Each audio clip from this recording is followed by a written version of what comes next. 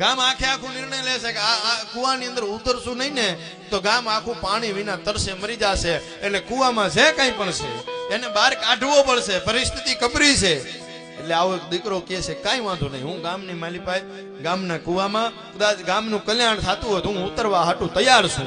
નિર્ણય લેશે. આખું ગામ કહે છે દોરડું અમે પકડશું. એ કહે છે હા તમે ભલે દોરડો પકડો કાંઈ વાંધો નથી, પણ મારો ભાઈ દોરડો પકડે ને તો હું કુવાની માલિપાઈ ઉતરું. એ કે તમારા ભાઈઓના તો વેર છે તે.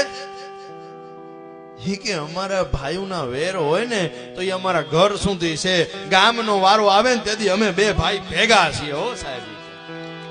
અને પરિસ્થિતિ આખા ગામે દોરડું પકડ્યું, પાછળ હકો ભાઈ દોરડો પકડીને ઉભો છે અને એ દીકરો કુવાની માલિપાઈ ઉતરે છે કરણભાઈ. એટલે કુવાની માલિપાઈ ઉતર્યો ને એટલે જેવો કુવાની માલિપાથી જે વ્યક્તિ છે એનો અવાજ આવ્યો એટલે આખું ગામ દોરડું મૂકીને ભાગી ગયો. એક ભાઈ દોરડો પકડીને ઉભો તો સાહેબ મારો ભાઈ અંદર ઉતર્યો છે, લોહીનો નથી કોઈનો નથી સાહેબ, મારો લોહીનો ભાઈ નીચે ઉતર્યો છે, હું એને દોરડામાંથી કેમ છોડી શકું?